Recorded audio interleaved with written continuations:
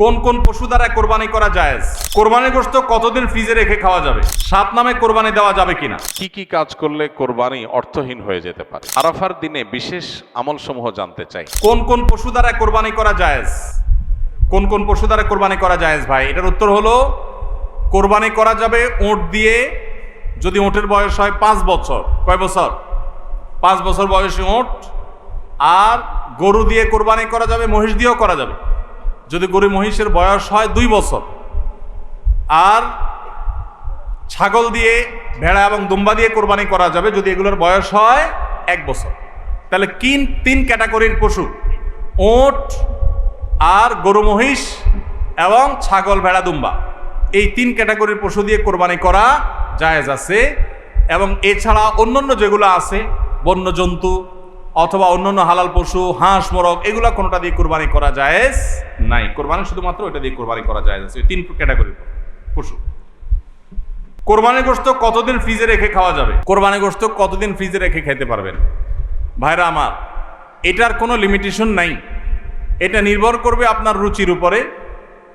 এটা নির্ভর করবে যে আপনি কতদিন রেখে নিজে খেতে চাচ্ছেন বা এটা কতদিন ভালো থাকে তার উপরে। অনেকে খুব বেশি দিন গোশত ফ্রিজে রেখে, মাছ ফ্রিজে রেখে খেতে পছন্দ করেন না। ভাইরা আমার, কোরবানির গোশত যেহেতু আল্লাহকে আমি দিয়ে দিয়েছি, এটা আসলে আমার কিনা গোশতের মতো না। অতএব এখানে আমি যেটুকু পাই ওইটুকুই আমার জন্য বেশি। এই মানসিকতা থাকলে তাহলে গোশতের মধ্যে লাভ লস আর হিসাব করার মানসিকতা আমাদের থাকবে না। কোরবানির পশুর গোশত বেশিরভাগই দান করে দিবেন। আপনি 3 ভাগের 1 ভাগ দান করলেন, 1 ভাগ আত্মীয় স্বজনকে খাওয়ালেন, আরেক ভাগ আপনি রেখে দিলেন। এটা হলো মুস্তাহাব, কিন্তু এটা জরুরি না। কেউ যদি বেশিরভাগও রেখে দেয় তার কোরবানি হয়ে যাবে। উদ্দেশ্য যদি আল্লাহকে খুশি করা হয়, গোশতটা যদি মূল উদ্দেশ্য না হয়। কারোর উদ্দেশ্য হতে পারে যে আমি রেখে দিয়ে পরে আস্তে আস্তে আল্লাহর হস্তে মানুষকে দিব, গরিব দুঃখীদেরকে রান্না করে খাওয়াবো, নিজেরাও খাবো, তো আলহামদুলিল্লাহ তিনি রাখতে পারেন। এটার কোনো লিমিটেশন নাই যে কোরবানি গোশত এতদিনে বেশি রাখা যায় না, এমন কোনো কথা নাই। 7 নামে কোরবানি দেওয়া যাবে কিনা? কোরবানি 7 নামে দিবেন কিনা? ভাইরা আমার, কোরবানি মূলত আল্লাহর নামে হবে, এটা আমাদের বলার ভুল। আমরা বলি 7 নামে কোরবানি, আসলে 7 নামে না, 7 জনের তরফ থেকে, 7 ব্যক্তির তরফ থেকে কোরবানি হয়। 7 ব্যক্তির পক্ষ থেকে কোরবানি হতে পারে। গরুতে, ওটে সর্বোচ্চ 7টা ভাগ হতে পারে, 7-এর নিচে হতে পারে, উপরে হতে পারে না। আবার ভগ্নাংশ হবে না, অর্থাৎ 1 ভাগ 2 জনে মিলে নিলে হবে না। বুঝে আসছে কথা? 3 ভাগ হতে পারে, 2 ভাগ হতে পারে, 7 ভাগ সর্বোচ্চ হতে পারে। 7 ব্যক্তির পক্ষ থেকে কোরবানি যথেষ্ট হবে। গরু এবং ওটে, মহিষে, এগুলোতে যথেষ্ট হবে। পরিষ্কার নবী করিম সাল্লাল্লাহু আলাইহি ওয়াসাল্লামের হাদিস রয়েছে। আজকাল অনেক আলেমরা এটা নিয়ে, বা কোনো আলেমরা এটা নিয়ে মত পার্থক্য করেন, দুর্ভাগ্যজনক সেটা। এটা নিয়ে সংখ্যাগরিষ্ঠ ইমামদের দ্বিমত নাই। আরব আজম কোনো দেশে সংখ্যাগরিষ্ঠ আলেমদের কোনো দ্বিমত নাই যে গরু, ওট এগুলো 7 ব্যক্তির তরফ থেকে যথেষ্ট হবে। কি কি কাজ করলে কোরবানি অর্থহীন হয়ে যেতে পারে? কোরবানি অর্থহীন হয়ে যাওয়ার জন্য সবচেয়ে বড় যেই কাজটি হতে পারে সেটা হলো লৌকিকতার কারণে বা আল্লাহর সন্তুষ্টি অর্জন ছাড়া অন্য কোনো কারণে যদি কোরবানি হয়, তাহলে সেই কোরবানিটা অর্থহীন হয়ে যেতে পারে। কোরবানিটার সওয়াব পাওয়া থেকে আমরা বঞ্চিত হতে পারি। আল্লাহর কাছে এর কোনো বিনিময় আমাদের নাও থাকতে পারে যদি আমাদের এখলাস না থাকে। কোরবানিতে এখলাস খুব কমই থাকে। কোরবানিকে ঘিরে যদি আপনি বলেন সবচেয়ে বড় সতর্ক থাকার জায়গাটা কোনটা, তো আমি বলবো নিয়তকে খালিস করা। অন্য অনেক ইবাদত আছে, নামাজের ক্ষেত্রে আমরা আল্লাহর জন্য নামাজ পড়ি, সেখানে আসলে এখলাসের অভাব এত বেশি থাকে না। কোরবানির মধ্যে এখলাসের অভাব যত বেশি থাকে। মূলত কোরবানি এমন একটা ইবাদত যেখানে আল্লাহর উদ্দেশ্যে আমি পশু জবাই করছি, আবার পশুর গোশতটা আমার ঘরে তুলছি, অর্থাৎ ফিডব্যাকটা আমি পাচ্ছি। এরকম জায়গা যেখানে অর্থনৈতিক বা আর্থিক ইবাদত, সে আর্থিক ইবাদতের ফিডব্যাক বা উপকারিতা যদি আমরা নিজেরা পাই, সেখানে এখলাস ধরে রাখাটা আসলে কঠিন হয়। কোরবানিটা সেরকম একটা ইবাদত। এই জন্য আমি কোরবানি কেন করছি এটা আগে ক্লিয়ার করতে হবে। আল্লাহ বলেছেন লা ইয়ানালাল্লাহু লুহুমুহা ওয়ালা দিমাউহা ওয়ালাকিন ইয়ানালুহু আত-তাকওয়া মিনকুম। কোরবানির পশুর গোশত, রক্ত কিছুই আল্লাহর কাছে যায় না। যেই চেতনা থেকে, যেই তাকওয়ার সুপ্ত চেতনা থেকে আমরা কোরবানি করি, সেটা আল্লাহর কাছে ঠিকই যায়। সো এখলাসটা এনশিওর করতে হবে, না হলে কোরবানি অর্থহীন হয়ে যেতে পারে। অনেকে আছেন প্রতি বছর কোরবানি করি, এবছর যদি না করি ছেলেমেয়েরা কার মুখের দিকে চেয়ে থাকবে, তাহলে এটা সামাজিক মর্যাদা রক্ষার কোরবানি হলো, আল্লাহর উদ্দেশ্যে না। অনেকে হয়তো মনে করেন যে আমরা প্রতি বছর গরু কোরবানি দেই, এবছর টাকা নাই, ধার করে হলো দিতে হবে। কেন?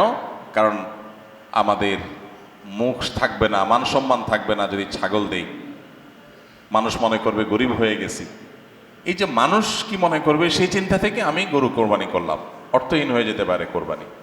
ঠিক একইভাবে নতুন আত্মীয় হয়েছে, অন্যান্যবার কোরবানি করি বা না করি, এইবার তো করতেই হবে, মেয়ে বিয়ে দিয়েছি, বিয়ের বাড়ির মেহমানরা আসবে, তারা জানবে, এবার কোরবানি না দিলে তো মুখ থাকে না। কোরবানি আমার উপরে আবশ্যক হয় না, তারপরে আমি কোরবানি করতেছি কেন? ব্যয়কে দেখানোর জন্য। এখলাস নষ্ট হয়ে গেল। অনেকে আছেন যে কোরবানির মূল উদ্দেশ্য হলো ফ্রেশ গোশত সংগ্রহ করা, এই সামাজিক মর্যাদা ইত্যাদি, এগুলোর কারণে কোরবানি সবচেয়ে বেশি অর্থহীন হয়ে যায়। এই জন্য কোরবানিকে সবচেয়ে বেশি আমাদের রিয়া বা লৌকিকতা থেকে মুক্ত রাখার চেষ্টা করতে হবে। আল্লাহ আমাদের তৌফিক দান করুন। দ্বিতীয়ত, হারাম অর্থ দিয়ে যদি কোরবানি করেন তাহলে সেটা অর্থহীন হয়ে যেতে পারে।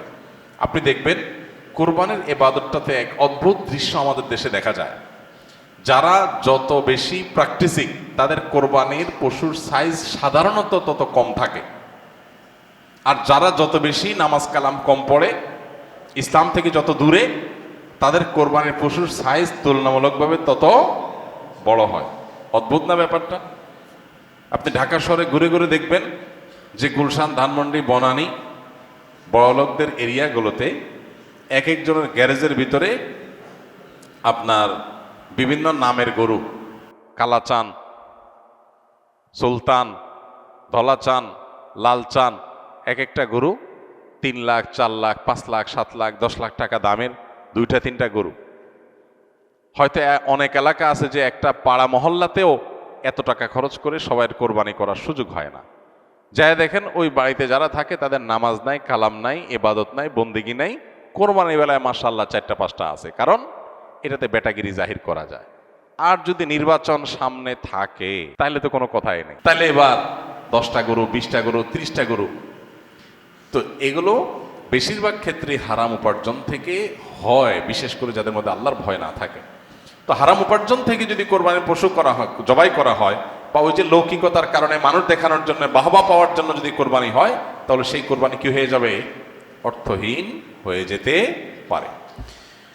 তৃতীয়ত যে বিষয়টা আমাদের খেয়াল করা দরকার সেটা হলো কোরবানির পশুর জবাই করে তার গোশত খাওয়া আল্লাহ তাআলা আমাদের জন্য হালাল করেছেন, কিন্তু এর মানে এই না যে পশুর প্রতি কোনো অমানবিক আচরণ করা যাবে। পশুর প্রতি অমানবিক আচরণ করলেও কোরবানি অর্থহীন হয়ে যেতে পারে। এখন বলতে পারেন পশুর প্রতি কেউ কেউ অমানবিক আচরণ করে?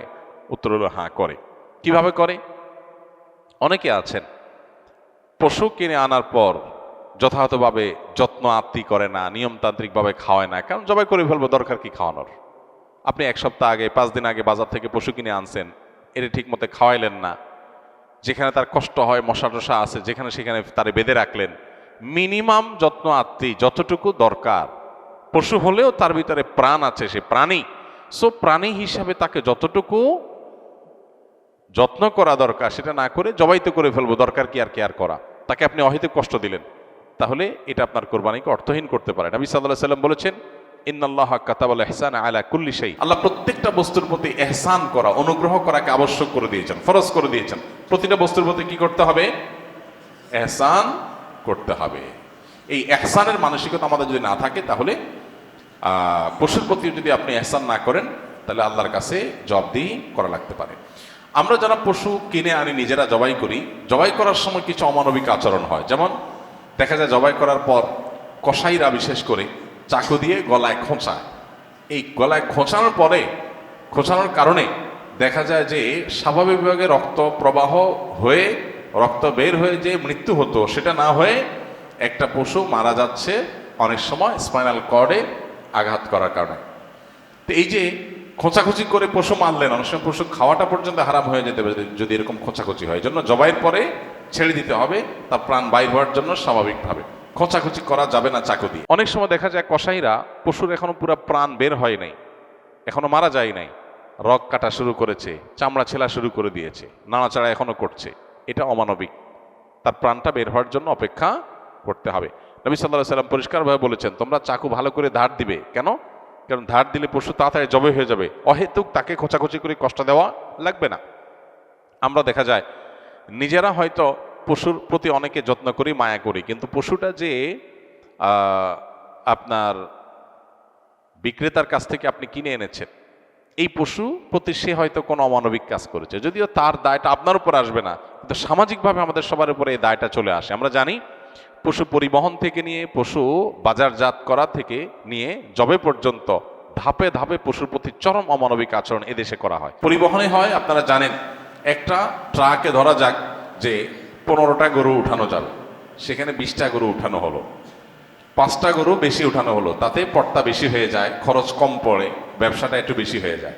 কিন্তু 5টা গরু বেশি উঠানোর কারণে কি হয়, ওই পশু যেগুলোকে উঠানো হয়েছে সেগুলোকে এমন গাদাগাদি করে দাঁড় করানো হয় যে তাদের গায়ে শরীরে রীতিমতো ঘা হয়ে যায়, এবং মাঝখান দিয়ে এমনভাবে বাঁশ বেঁধে দেওয়া হয় যাতে কোনোভাবে বসতে না পারে।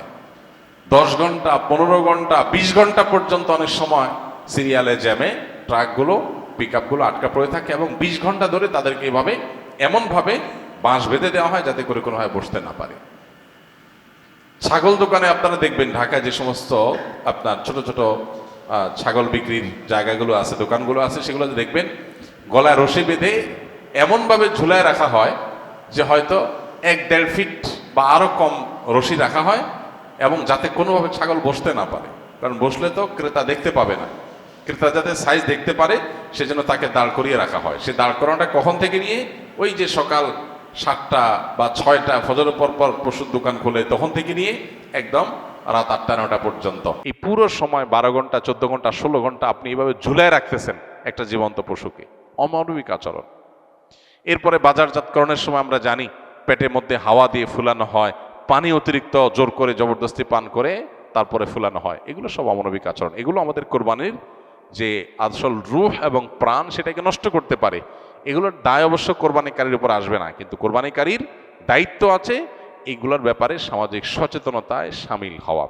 সর্বশেষ যে পয়েন্টটা বলবো সেটা হলো, আমাদের কোরবানির পশুর যে বর্জ্য ময়লা আছে, এগুলো যদি পরিষ্কার করার দায়িত্ব কোরবানি কারক হিসাবে আমরা নিজের কাঁধে না নেই, আমাদের কোরবানিটা অর্থহীন হয়ে যেতে পারে।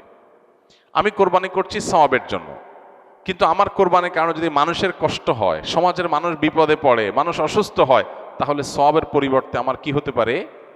গুনাহ হতে পারে। আপনি কোরবানির পশু এনেছেন, এবার কোরবানির পশুর যে গোবর, তার পেশাব, বিষ্ঠা, এগুলো পুরো এলাকাকে ময়লা দিয়ে ভরে ফেলেছে, দুর্গন্ধে ছেয়ে গেছে। আপনি কোরবানিকারী, আপনার দায়িত্ব এগুলোকে পরিষ্কার করে যথাস্থানে ফেলে দেওয়া এবং মানুষের যেন কষ্ট না হয় সেদিকটা খেয়াল করা। পেশাব করেছে, পানি দিয়ে তাড়াতাড়ি করে ধুয়ে ড্রেনে এটাকে ফেলে দেওয়া, এবং ড্রেনে যাতে আবার প্রবাহটা ঠিক থাকে সেজন্য আপনি ভূমিকা রাখা, এটা আপনার কর্তব্য। গোবরগুলো নিয়ে আপনি ড্রেনে ফেলে দিলেন, তাহলে ড্রেনে জলাবদ্ধতা তৈরি হবে, পানি প্রবাহ বন্ধ হয়ে যাবে, এবং সেটার কারণে সেই বদ্ধ পানিতে মশা তৈরি হবে, ডেঙ্গু তৈরি হবে, সেখান থেকে মানুষ, এখন ডেঙ্গুর সিজন শুরু হয়েছে, গতকালকে না যেন আজকে পত্রিকা দেখলাম যে এবার মৌসুমের শুরুতেই ডেঙ্গুর প্রকোপ ভয়াবহ। হয়তো এখান থেকে যে মশা তৈরি হয়েছে এটা কোনো মানুষকে কামড় দিবে, সে মানুষটা অসুস্থ হয়ে হসপিটালে ভর্তি হয়ে হয়তো মারা যাবে, লাখ লাখ টাকা খরচ হবে, আইসিইউতে যাবে, আপনি হয়তো জানান আপনি কোরবানি করে চলে গেছেন। এই জন্য আমাদের কোরবানির পশুর বিষ্ঠা, ময়লা, বর্জ্য এগুলোকে পরিষ্কার করা, যথাস্থানে ফেলা, যেখানে সেখানে না ফেলা, এবং ড্রেন অন্যান্য জায়গায় মানুষের রাস্তাঘাটের আশেপাশে চলাফেরার জায়গায় ফেলে মানুষের কষ্টের কারণ যেন না হয় সেটা লক্ষ্য করা আমাদের কর্তব্য। যদি না করি তাহলে এই কোরবানি অর্থহীন হয়ে যেতে পারে। ভাইরা আমার, প্রতি বছর এই বিষয়টাতে আমরা সচেতনতা সৃষ্টি করার চেষ্টা করি। কোরবানি হোক পবিত্র, আমাদের দেশও থাকুক পরিচ্ছন্ন, আমাদের পরিবেশটাও ভালো থাকুক, এই স্লোগানটা আমাদের মাথায় রাখতে হবে। কোরবানি করার পরে অনেক সময় দেখা যায় কোরবানি পশুর রক্ত রাস্তায় বেয়ে পড়ে গেছে, মাটির রাস্তায় শুকিয়ে গেছে, আমি ভালো করে পানি ঢালি নাই, দায় সারা একটু পানি ঢেলে চলে গেলাম, তাহলে এই রক্তটা শুকানোর পরে দুর্গন্ধ হবে, মানুষ আশেপাশ দিয়ে যাবে, নাকে হাত দিয়ে যেতে হবে, কষ্ট হবে, দিলের বদদোয়া মানুষের আপনি পেতে থাকবেন। তো কোরবানি করে কি লাভ? আল্লাহর বান্দাদের কষ্ট দিয়ে তো আল্লাহকে আপনি খুশি করতে পারবেন না। কোরবানি পশুর জবে করার পর অনেকে বুড়ি পছন্দ করেন, বুড়ি খাওয়া হালাল, কেউ চাইলে পছন্দ করলে খেতে পারে পরিষ্কার করে। এখন বুড়ির যে ময়লা সেগুলো আপনি রাস্তার পাশে কোন একটা খালে ফেলে দিয়ে চলে গেলেন, কারোর খেতে ফেলে দিয়ে চলে গেলেন, রাস্তার ধারে ফেলে দিয়ে চলে গেলেন। এবার 1 সপ্তাহ, 10 দিন, 15 দিন, 20 দিন, অনেক সময় 1 মাস বা আরো বেশি সময় পর্যন্ত এগুলোর গন্ধে আশপাশে মানুষ বসবাস করা কঠিন হয়, পথচারীদের কষ্ট হয়। তো এগুলো সবগুলোই কিন্তু আমাদের কোরবানিকে অর্থহীন করে ফেলতে পারে। অতএব আমাদের উচিত হবে যে আমাদের কোরবানির পশু ময়লা বর্জ্য এগুলোকে গর্তে ফেলে দিয়ে মাটি চাপা দিয়ে সুন্দর করে সেটাকে দাফন করে দেওয়া, যাতে কোনোভাবে মানুষের কষ্টের কারণ না হয়। আল্লাহ রাব্বুল আলামিন আল্লাহকে সন্তুষ্ট করার মতো করে কোরবানি আমাদেরকে নিবেদন করার তৌফিক দান করুন। কোরবানি যেখানে ত্যাগের কথা বলে, সেখানে যদি আমরা মানুষকে কষ্ট দেই, তাহলে এটা সওয়াবের পরিবর্তে কোনো কোনো ক্ষেত্রে গুনাহের কারণ হতে পারে। কোরবানি আসলেই এক শ্রেণীর মানুষ অতি মানবিক হয়ে ওঠে, যাদের সকাল দুপুর রাত কোনো বেলাই আসলে গোশত ছাড়া চলে না, যাদের বার্গারে মুরগি বা গরুর গোশত থাকতে হয়, যাদের চিকেন ফ্রাইয়ে মুরগি জবাই করতে হয়, যাদের সকালের নাস্তায়ও অনেক সময় গোশত থাকে, সেই মানুষগুলো কোরবানির সময় পশু জবাই হলে একটা প্রাণীর প্রাণ চলে যাচ্ছে এটা নিয়ে তাদের মায়া হয়। তাদের বার্গার চাবানোর সময় তাদের সে কথাটা মনে হয় না। এই জিনিসটা একেবারেই অনেক পুরাতন। আমাদের দেশে প্রতি বছর কোরবানি আসলে এই জিনিসটা আমাদের চোখে পড়ে। এই মানুষগুলোর জবাব দেওয়ার তো প্রয়োজন হয় না। কোরবানির সমালোচনাকারীরা যখন বার্গার খায় তখন তার বার্গারই তার জবাব দেয়, তারা যখন বিরিয়ানি খায় তখন তার বিরিয়ানির গোশতের টুকরাই তার জবাব দেয়। এই পৃথিবীতে মানবতার ভেগদারি মানুষগুলোর বেশিরভাগ ক্ষেত্রেই ভণ্ড এবং মুনাফিক এবং প্রতারক। এটা আপনি চোখ কান খুললেই দেখতে পাবেন। আমাদের দেশে দেখবেন অতি সুশীল, অতি মানবতাবাদী, অতি অধিকার কবচানো মানুষগুলো, তারা দেখবেন সবচেয়ে বেশি অমানুষ এবং সবচেয়ে বেশি অমানবিক কার্যক্রমের সমর্থক। আপনি দেখবেন মুসলমানদের রক্ত নিয়ে যদি হোলি খেলা হয়, তারপরও তারা চুপ থাকবে, কিন্তু মুসলমান ছাড়া অন্য কারোর পান থেকে চুন খসলেই তারা সেখানে গেলে রব তোলে। তো এই মানুষগুলোর কথাকে বিশেষভাবে আমল দেওয়ার বিশেষ কোনো প্রয়োজন নাই। কোরবানি এটা শুধুমাত্র ইবাদতই না, এর মাধ্যমে শুধুমাত্র আমাদের আল্লাহর সন্তুষ্টি লাভের সুযোগ হয় সেটাই না, এর মাধ্যমে আমাদের আরো বিপুল পরিমাণ উপকারিতা হয়। আমাদের অর্থনৈতিক উপকারিতার কথা যদি আমরা শুধু চিন্তা করি, তাহলে 2022 সালে বাংলাদেশে 99,50,763টা পশু কোরবানি হয়েছে। 99,50,763টা পশু কোরবানি হয়েছে 2022 সালে। 2023-এ কোরবানি হয়েছে 1,41,812টা, এবং 2024 সালে অর্থাৎ গত বছর কোরবানি হয়েছে 1,04,08,918টা। এই যে 1 কোটির অধিক পশু কোরবানির ঈদের দিন জবে হয় সারা দেশে, এই পশুগুলো একসময় আমরা ভারত থেকে অনেকটাই আমদানি করে তারপরে কোরবানি করতে হতো, বা কোরবানিটা অনেকটা ভারতের আমদানির উপর নির্ভর ছিল। কিন্তু আপনারা জানেন গেল কয়েক বছর ধরে, এমনকি এবছরও আমরা ইতিমধ্যে পত্র পত্রিকা দেখেছি যে আমাদের দেশে 1 কোটি পশু কোরবানি করার জন্য 1 কোটি পশু বাংলাদেশে প্রস্তুত আছে, আমদানির উপর নির্ভর করতে হবে না। এই যে পশু উৎপাদন, এই যে কৃষি বিপ্লব, কোরবানি যদি না থাকতো তাহলে দেশে এই প্রতি কোরবানিতে 1 কোটির অধিক পশু কোরবানি করার জন্য এই পশু উৎপাদন করা, এটা আসলে এদেশে হয়ে উঠতো না। অতএব শুধুমাত্র এই একটা কারণে যারা ব্যক্তিগতভাবে হয়তো ইসলামকে দেখতে পারেন না, বা নাস্তিক বা অন্য ধর্মের অনুসারী, তারা আমাদের মতো গরিব দেশের অর্থনৈতিক উন্নতির প্রয়োজনে তারা কোরবানিকে সমর্থন না করার কোনো কারণ থাকতে পারে না। ডয়েচে ভেলের একটা রিপোর্ট কোরবানিকে ঘিরে তারা করেছিল বেশ আগে, সেখানে তারা দেখিয়েছিলেন যে কোরবানিকে ঘিরে, কোরবানির ঈদের এই মৌসুমকে ঘিরে বাংলাদেশে 1 লক্ষ কোটি টাকার লেনদেন হয়। কত টাকা? 1 লক্ষ কোটি টাকা। 1 লক্ষ কোটি টাকার লেনদেন হওয়া, এটা একটা দেশের অর্থনীতির জন্য, মাত্র কয়েকদিনের মধ্যে এই টাকার লেনদেন হওয়া একটা অর্থনীতির জন্য যে কত বিশাল একটা ব্যাপার, সেটা বলার অপেক্ষা রাখে না। এদেশের বহু মানুষ গ্রামে গঞ্জে তারা তাদের পুষ্টির যে যোগান, আমিষের যে যোগান সেটা তারা তাদের উপার্জন দিয়ে সবসময় করতে পারেন না। কোরবানির সময় তারা যে গোশতগুলো পান এটা দিয়ে সপ্তাহ 10 দিন 20 দিন 1 মাস পর্যন্ত অনেকে তাদের ফ্যামিলির বাচ্চা কাচ্চাদেরকে সাথে নিয়ে একটু একটু করে খেতে পারেন।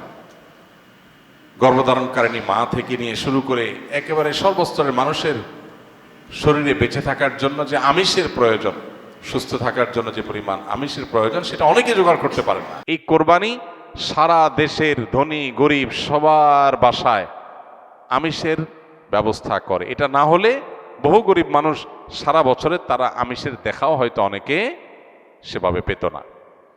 দ্বিতীয়ত, চামড়া শিল্প।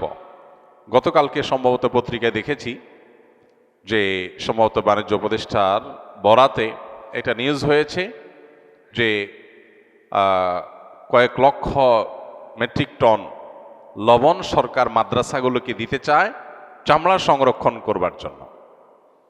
চামড়া শিল্প, এই চামড়া শিল্প দিয়ে একটা দেশ অনেক দূর এগিয়ে যেতে পারে এটা যথাযথ ব্যবস্থাপনার মাধ্যমে।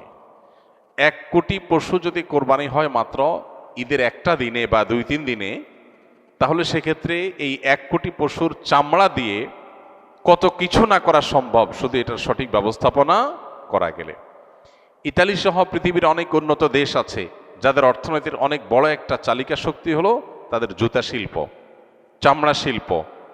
তো সেটার একটা বিরাট সম্ভাবনার দুয়ার উন্মোচন করে এই কোরবানি। তৃতীয়ত, কোরবানিকে ঘিরে এই যে 1 লক্ষ কোটি টাকার লেনদেন হয়, এটা শুধু পশু কেনা বেচার ব্যাপার না, এর সঙ্গে খড় যারা কেনা বেচা করে পশুর খাদ্য হিসাবে, শহরের মানুষ খড় কিনতো না সারা বছর, কিন্তু এই উপলক্ষে অনেক অসহায় গরিব সাধারণ মানুষ, অনেক বেকার যুবকরা খড় কিনে সেটা বিক্রি করে বা খড় সংগ্রহ করে সেটা বিক্রি করে, তাদের উপার্জন হয়।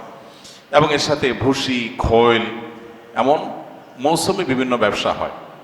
প্রত্যেকটা পাড়া মহল্লাতে ছোট ছোট যুবকরা, বিভিন্ন যুবকরা ছোট ছোট উদ্যোগ নিয়ে ছোট ছোট পরিসরে তারা দেখা যায় যে কয়েকটা পশু কিনে তারা একটা কোরবানির ছোট হাট করছে বা সেটা কেনাবেচা করছে এবং এর ফলশ্রুতিতে তাদের একটা উপার্জনের মাধ্যম হয়ে যাচ্ছে। ঠিক একইভাবে গোশত কাটার জন্য আপনার কামার যারা, এই কামারদের সারা বছরে সবচেয়ে বেশি ব্যবসা হয়, সবচেয়ে বেশি কেনাবেচা হয়, কাজ পায় তারা কোরবানি মৌসুমে। কারণ দাও, ছুরি, বটি, ধামা এগুলো সবগুলো ধার দেওয়া, তৈরি করার একটা বিরাট মহড়া পড়ে যায় কোরবানির ঈদকে ঘিরে। তাহলে এর সাথে শত শত হাজার হাজার কামারের পরিবারের অর্থনৈতিক বিষয় জড়িয়ে আছে, উপার্জন এখানে জড়িয়ে আছে। এর পাশাপাশি গোশত কাটার জন্য যে কাঠের গুঁড়ি দরকার হয়, হাজার হাজার লক্ষ লক্ষ টুকরা গুঁড়ি তৈরি হয়। এর সাথে আপনার সমিলের শ্রমিকদের আয় জড়িত আছে, তাদের উপার্জন জড়িত আছে। এভাবে যদি আমরা একটু খেয়াল করি তাহলে দেখব যে শত শত হাজারো আইটেমের আপনার উপকারিতা, সুফল এটা কোরবানি থেকে আমরা পাই। অতএব আমরা যদি একটু খেয়াল করে দেখব এইভাবে বহুবিধ উপকারিতা কোরবানির মাধ্যমে আমরা পেয়ে থাকি। বিধায় কোরবানির এই ইবাদতটিকে মুসলমান হিসাবে আমরা এটাকে ইবাদত হিসাবেই দেখব। এর পাশাপাশি ইবাদতের বাইরেও এটা আমাদের জাতীয় অর্থনীতিতে যে কত বড় একটা ভূমিকা রাখে সেটা বোঝার জন্য আসলে খুব বেশি পণ্ডিত হওয়ার প্রয়োজন নেই। একটু চোখ কান খুলে তাকালে আমরা যে কেউই সাদা চোখেও বুঝতে পারবো। অতএব কোরবানির বিরোধিতা করা এটা মূলত জাস্ট মুসলমানদের বিরোধিতা করার যে অন্ধ আপনার প্রবণতা আছে, মুসলমানদের বিরোধিতা করার যে একটা প্রবণতা আছে সেখান থেকে এটা হয়েছে। এর বাইরে এর পেছনে কোনো যৌক্তিকতা নেই এবং তাদের জবাব আমাদের মনে হয় না যে খুব বেশি দেওয়ার দরকার আছে। অতএব কোরবানির ইবাদত যত বেশি সম্পাদন হবে, যত বেশি এটা বাস্তবায়ন হবে, তত বেশি আমরা অর্থনৈতিকভাবে এগিয়ে যাব, তত বেশি এর সুফল সমাজ ভোগ করতে থাকবে ইনশাআল্লাহ। আরাফার দিনে বিশেষ আমল সমূহ জানতে চাই। আরাফার দিনে একদিকে হাজী সাহেবদের জন্য আমল, আরেকটা হলো যারা আরাফার ময়দানে নাই তাদের জন্য আমল। যারা হাজী সাহেবরা আরাফার ময়দানে অবস্থান করছেন তাদের জন্য ওই দিনের সবচেয়ে শ্রেষ্ঠ আমল হলো লা ইলাহা ইল্লাল্লাহ ওয়াহদাহু লা শারীকা লাহু লাহুল মুলকু ওয়া লাহুল হামদ ওয়া হুয়া আলা কুল্লি শাইইন কাদির। এটা মহব্বতের সাথে অর্থ বুঝে ধীরে ধীরে বারবার করে পড়তে থাকা, এটা হলো সবচেয়ে বেশি প্রয়োজনীয় কাজ। কেন? কারণ নবী করিম সাল্লাল্লাহু আলাইহি সাল্লাম বলেছেন যে খায়রুদ দুআ এ দোয়া ইয়াউমি আরাফা, আরাফাত দিনের দোয়া হলো শ্রেষ্ঠ দোয়া। ওয়া খায়রু মা কুলতু আনা ওয়ান নাবিয়্যুনা মিন ক্বাবলি, নবীজি বলেছেন আমি আর আমার পূর্বের যত নবী রাসূল এসেছেন সবাই যত দোয়া আল্লাহর কাছে করেছে এর মধ্যে সবচেয়ে উত্তম হলো এটা, লা ইলাহা ইল্লাল্লাহু ওয়াহদাহু লা শারীকা লাহু লাহুল মুলকু ওয়া লাহুল হামদু ওয়া হুয়া আলা কুল্লি শাইইন কাদির।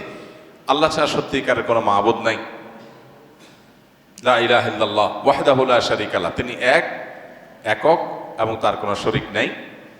লাহুল মুলক ওয়া লাহুল হামদ, রাজত্ব এবং প্রশংসার অধিকারী একমাত্র তিনি।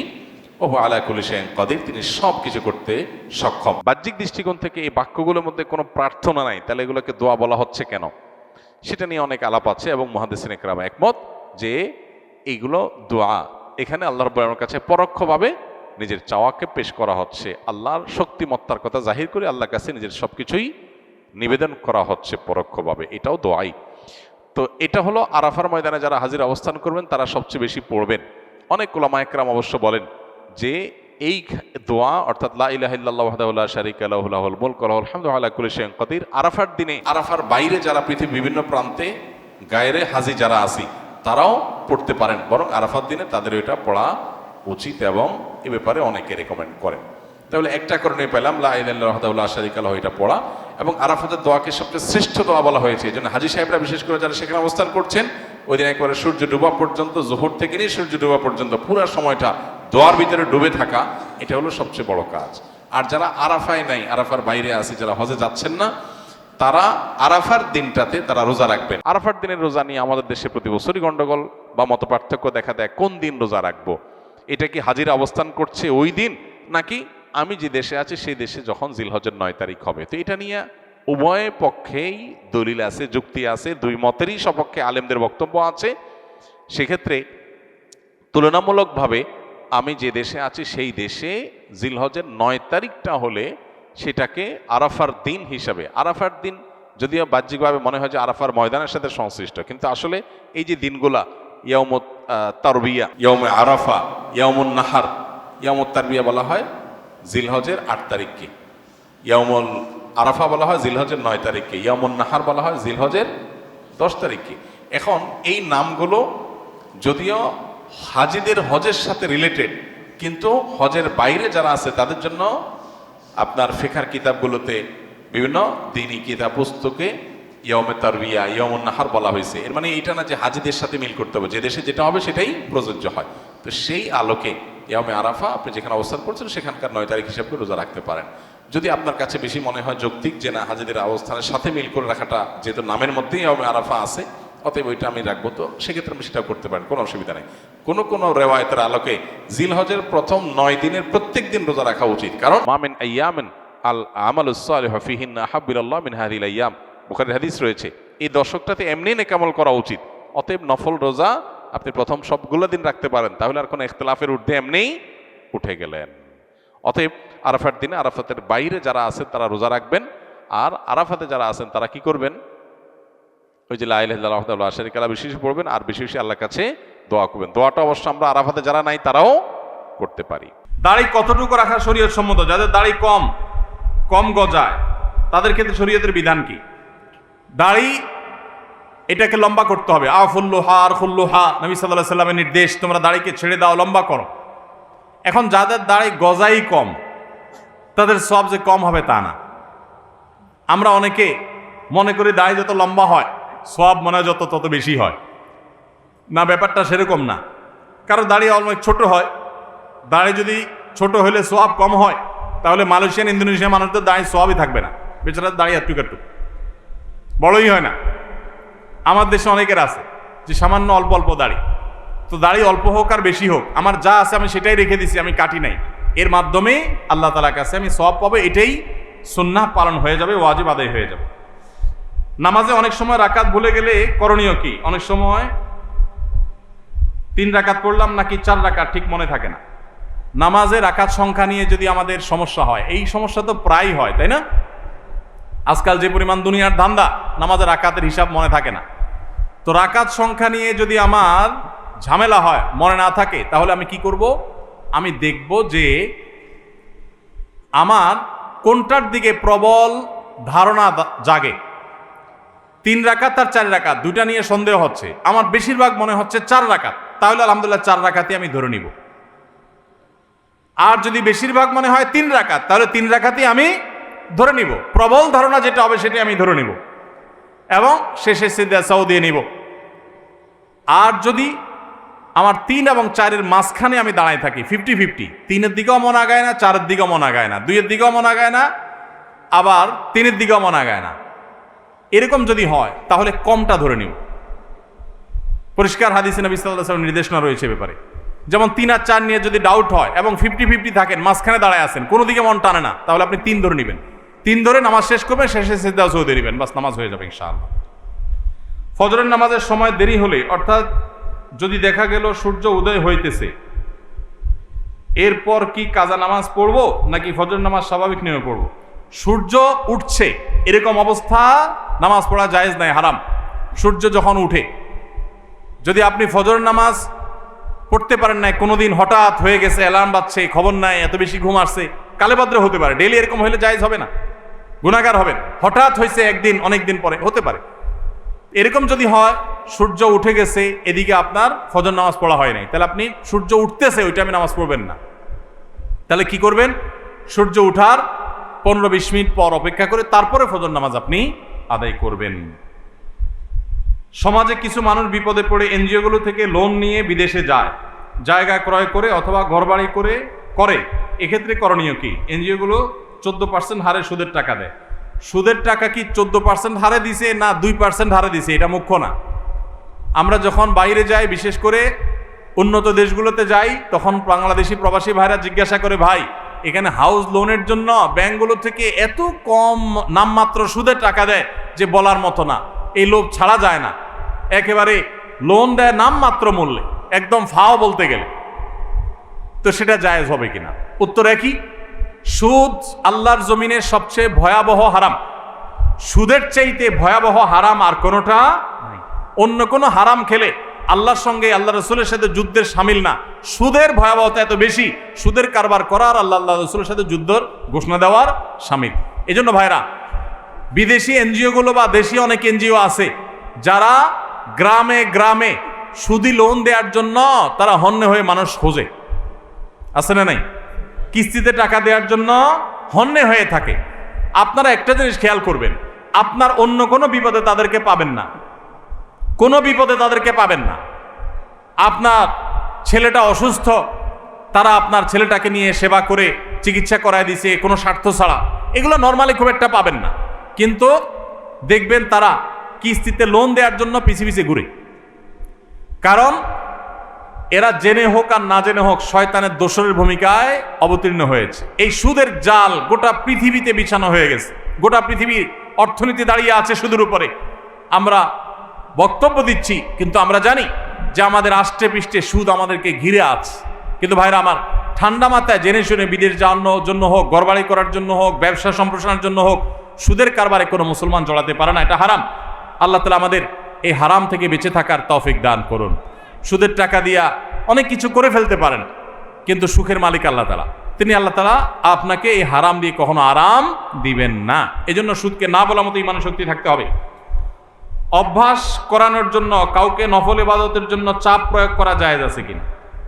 নফল ইবাদতের জন্য সাধারণ অবস্থাতে চাপ প্রয়োগ করা জায়েজ নাই, কিন্তু অধীনস্থ লোকজন, নিজের ঘরের লোকজন, তাদেরকে মৃদু চাপ দেয়া যেতে পারে, যেটা জুলুমের পর্যায়ে যাবে না। সেটা হলো দাবির জায়গা থেকে, সেটা শেখানোর জন্য, অভ্যাস করানোর জন্য অধীনস্থ নিজের পরিবারের সদস্য এরকম লোকদেরকে। তাও চাপ বলতে যেটা বুঝায় যে জবরদস্তি করলেন, কষ্ট হলো তাকে করালেন, এটা করা জায়েজ নাই, কারণ এটা ফরজ ইবাদত না। নবী করিম সাল্লাল্লাহু আলাইহি সাল্লাম রমজানের শেষ দশকে পরিবারের লোকদেরকে ঘুম থেকে ডেকে তুলতেন ইবাদতের জন্য, নফল ইবাদতের জন্য। তো এই টাইপের পরিবারকে আপনি আহ্বান করতে পারেন, এটা কিছুটা জোরাজুরি বলা যেতে পারে বাহ্যিক অর্থে। কিন্তু চাপ প্রয়োগ বলতে জুলুম যদি বুঝায় বা জবরদস্তি যদি বুঝায়, তো অভ্যাসের জন্য জবরদস্তি করানো জায়েজ নেই, কারণ বিষয়টা নফল। পিরিয়ড অবস্থায় মুখস্থ সূরা বা কোরআনে কারীম থেকে তেলাওয়াত করা যাবে কিনা? পিরিয়ড অবস্থায় কোরআন তেলাওয়াত করার ব্যাপারে জমহুর বা সংখ্যাগরিষ্ঠ ইমামদের মত হলো মা বোনরা পিরিয়ড অবস্থায় কোরআন তেলাওয়াত করবেন না। তারা কোরআন তেলাওয়াত শুনতে পারেন, তারা ইসলামিক বই পুস্তক পড়তে পারেন, তারা অন্যান্য দিনী বই তাফসীর গ্রন্থ, হাদিস গ্রন্থ পড়তে পারেন, দোয়া দুরূদ জিকির আজকার সব করতে পারেন, কিন্তু কোরআন তেলাওয়াত তারা করবেন না, কোরআন স্পর্শ করবেন না। এটা হলো জমহুর এবং সংখ্যাগরিষ্ঠ ইমামদের মত। আমার বাবা একজন ব্যবসায়ী, তিনি ব্যবসায় হারাম করেন। আমি ঠান্ডা মাথায় অনেক করে বুঝিয়েছি, এর কারণে আমাকে দোকান থেকে বের করে দিয়েছেন। এখন এই ব্যবসার টাকা কি আমি খেতে পারবো? আমার জন্য কি হারাম হবে?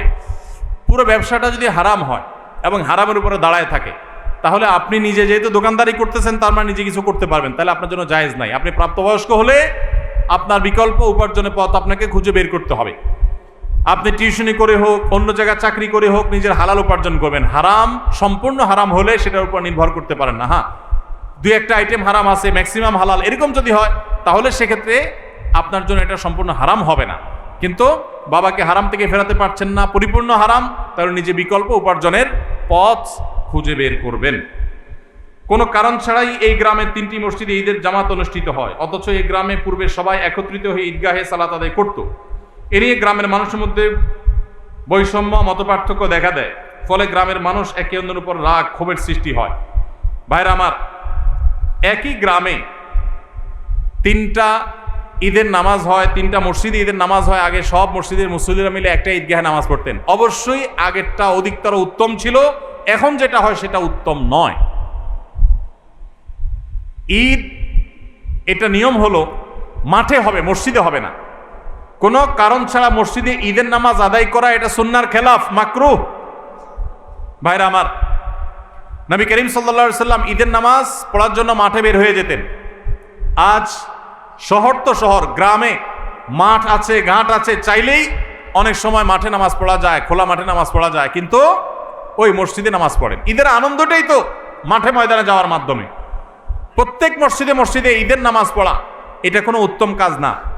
উত্তম হলো কয়েক মসজিদের মানুষ একত্র হয়ে একটা উন্মুক্ত জায়গায় নামাজ পড়বে, এটাই হলো সুন্নাত। ওইটা সুন্নাত না। মসজিদে মসজিদে ঈদের নামাজ পড়া এটা কি না? সুন্নাত না। অতএব আপনাদের এলাকাতে আগে যেটা হতো সেটা সুন্নাত, আবার যদি আপনারা সেটা প্রতিষ্ঠা করতে পারেন ভালো হয়। ভাইরা আমার, কেন মসজিদে মসজিদে ঈদের নামাজ হয়? কারণ কি? কারণ একেবারে পরিষ্কার। কারণ হলো সব মসজিদের কমিটির লোকজন তারা সবাই নেতা হতে চায়, কেউ কাউকে মানতে রাজি না। আরেক ঈদগাহে যদি যে নামাজ পড়ি তাহলে তো আমাদের ইজ্জত থাকবে না, তাহলে তো আমাদের সম্মান থাকবে না, মুখ থাকবে না। এই কারণে অনেকে দেখা যায় যে তারা নিজেরা সভাপতি, সেক্রেটারি, নিজেরা মোড়লগিরি, মাতবরগিরি করবে, এই জন্য নিজের মসজিদে জামাত শুরু করে দেয়। মোড়ল মাতবরগিরি করার যদি উদ্দেশ্য হয় তাহলে এটা কিসের ইবাদত? ইবাদত যদি নবী করিম সাল্লাল্লাহু আলাইহি সাল্লামের আনুগত্যের নাম হয় তাহলে আপনার মসজিদে নয়, বরং সেটা মাঠে হবে। প্রত্যেক মসজিদ না, কয়েক মসজিদের মানুষ মিলে ঈদের নামাজ হবে। দেখুন, ইসলামের নামাজের ব্যবস্থাপনাটা এত সুন্দর। 5 ওয়াক্ত নামাজ পাঞ্জেগানা মসজিদে হবে। প্রত্যেক এলাকার ছোট ছোট ঘর বাড়ির, ছোট বড় ঘর বাড়ির লোকেরা তারা দিনে 5 বার একত্র হবে, কুশল বিনিময় হবে, একজন একজনের হাল পুরসি করবে। এটা একটা সৌন্দর্য। আবার জুমার নামাজ, জুমা মানেই হলো একত্র করে, যে অনেকগুলো পাঞ্জেগানা মসজিদের মুসল্লিদেরকে একত্র করবে জুমার নামাজ। আবার ঈদের নামাজ হলো অনেকগুলো জুমার নামাজের মুসল্লিকে একত্র করবে, আরো বড় পরিসরে হবে, সেটা হলো ঈদের নামাজ। আর আরাফাতের ময়দান হলো গোটা বিশ্বের মুসলমানদেরকে একত্র করবে, সেটা আরো বড় পরিসরে। এটাই হলো নামাজের সৌন্দর্য। এই চেইনটা ইসলাম দিয়েছে, কিন্তু আমরা সেটাকে নষ্ট করে ফেলেছি। এই জন্য আপনাদের গ্রামে যারা 3টা মসজিদে বিভক্ত হয়েছেন তারা আবার একটা ঈদগাহে একত্র হন। আল্লাহ আপনাদেরকে সুন্নতের উপর আসার তৌফিক দান করুন।